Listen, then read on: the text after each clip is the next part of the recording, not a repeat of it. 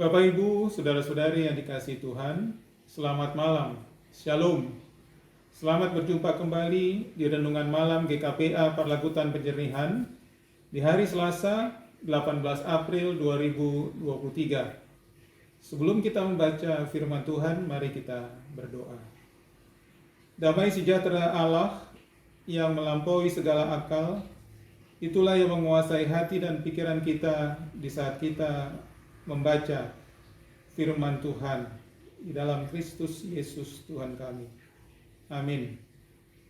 Firman Tuhan yang menjadi renungan bagi kita di malam hari ini diambil dari kitabnya Rasul Paulus kepada jemaat di Korintus, 2 Korintus 3 ayat 11 dan ke-12. Demikian firman Tuhan. Sebab jika yang pudar itu disertai dengan kemuliaan, betapa lebihnya lagi yang tidak pudar itu disertai kemuliaan. Karena kami mempunyai pengharapan yang demikian, maka kami bertindak dengan penuh keberanian. Amin. Demikian firman Tuhan.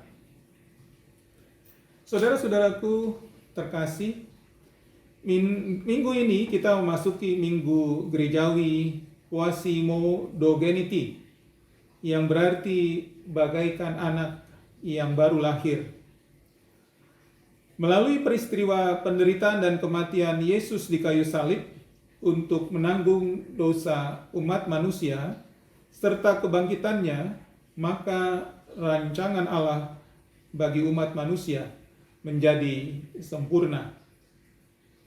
Barang siapa yang percaya kepada Yesus sebagai putra Allah, maka dia tidak binasa, melainkan beroleh kehidupan yang kekal. Amin. Manusia, kita semua diibaratkan seperti anak-anak yang baru lahir setelah mendapatkan kepastian akan anugerah keselamatan yang dijanjikan Allah. Hal yang menarik di saat kita memasuki masa-masa setelah Paskah ini, Tuhan Yesus menghendaki kita untuk menanggalkan kehidupan kita yang lama, yang telah mati bersama kematian Yesus di kayu salib. Dan Dia mengharapkan kita hidup dan kehidupan kita menjadi baru bersama peristiwa kebangkitannya. Kita harus bangkit dalam iman dan pengharapan bahwa Tuhan berkuasa atas hidup dan kehidupan kita. Kita harus memiliki keberanian untuk bangkit, berbuat yang benar dan baik selama kita mempunyai pengharapan yang datangnya dari Tuhan. Kita berharap bahwa perbuatan yang benar dan baik itu akan membuahkan sukacita. Sebagaimana yang dinyatakan Rasul Paulus pada firman yang kita baca pada malam hari ini, walau mereka ditolak, mereka dianiaya dan difitnah karena memberitakan Yesus adalah kebenaran dan keselamatan, namun semangat dan keberaniannya tidaklah pudar, sebab mereka mempunyai pengharapan. Rasul Paulus memiliki pengharapan bahwa jerih payahnya, pengorbanannya untuk melayani Tuhan tidaklah akan menjadi sia-sia. Maka dia terus melakukan tugas pemberitaan Injil, karena dia tahu dan meyakini bahwa Yesus yang diberitakan itu adalah Tuhan dan Juru Selamat. Saudara-saudaraku terkasih, Yesus adalah contoh nyata yang bisa kita teladani menyangkut keberanian untuk mengungkapkan kebenaran. Kita bisa mengingat di depan para imam besar di Bait Allah, sejak ia masih berusia belia, sudah mengajar dan mengungkapkan kebenaran akan firman Tuhan. Yesus tidak menghindar atau menyimpan atau menyembunyikan kebenaran yang dia ketahui, tetapi dia berani dan transparan. Dia sering kali menentang keyakinan dan pemikiran orang-orang yang menyimpan dari kebenaran firman Tuhan.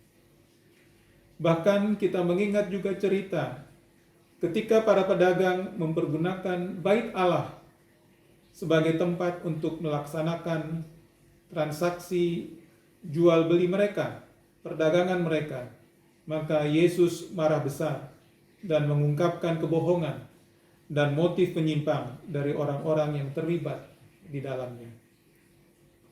Selama itu adalah kebenaran yang didasarkan oleh firman Tuhan, maka keberanian untuk menentang beragam kecurangan, kebohongan, dan tindakan tidak bermoral pun harusnya semakin besar.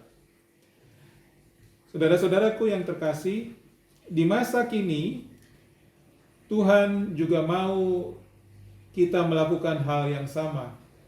Ketika kita diperhadapkan di tengah situasi yang dilematis, seperti ketika kita dibujuk untuk berbohong demi menyelamatkan diri, maka respon kita sudah seharusnya menolak untuk melakukannya. Bagi orang yang percaya, lebih baik menderita karena kebenaran daripada hidup dengan bayang-bayang ketidaknyamanan. Itulah makna dari perkataan Yesus. Setiap orang yang mau mengikut aku, ia harus menyangkal dirinya, memikul salibnya setiap hari, dan mengikut aku. Saudara-saudaraku yang terkasih, di dalam sabda ini, Markus 8 ayat yang ke-34, memuat tantangan bagi setiap pengikut Kristus untuk menyadari bahwa menjadi pengikut Kristus tidaklah mudah. Jati diri pengikut Kristus adalah penyangkalan diri. Penyangkalan diri ini terjadi dengan memikul salib kehidupan bersama Kristus. Menyangkal diri bisa saja berupa pertama, menyatakan tidak untuk sesuatu yang salah dan nyatakanlah hal yang benar di dalam suatu permasalahan. Yang kedua, menyatakan tidak untuk hal-hal yang curang guna memuaskan keinginan diri sendiri. Nyatakanlah kebaikan dan kehendak Tuhan ada dalam kehidupan kita. Yang ketiga, menyatakan tidak untuk kemalasan dan keengganan untuk menyampaikan kabar baik. Nyatakanlah kabar baik itu dengan penuh percaya diri bagi banyak orang di sekitar kita. Saudara-saudaraku terkasih, salib menjadi jati diri bagi umat Kristus, bukan saja sebagai risiko yang harus ditanggung dan tidak dipungkiri, melainkan terutama karena melalui salib itulah Allah telah menebus dosa umat manusia dalam diri Kristus sebagai korban tebusan.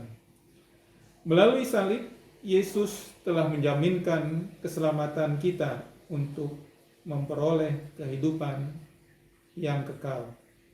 Oleh karena itu, saudara-saudaraku, jalanilah kehidupan kita seturut dengan kehendak Tuhan dan nyatakanlah kebenaran dalam kehidupan kita sehari-hari sesuai berdasarkan firman Tuhan. Amin. Tuhan Yesus memberkati. Mari kita berdoa. Terima kasih Tuhan untuk firman Tuhan yang boleh kami dengar dan boleh kami renungkan pada malam hari ini.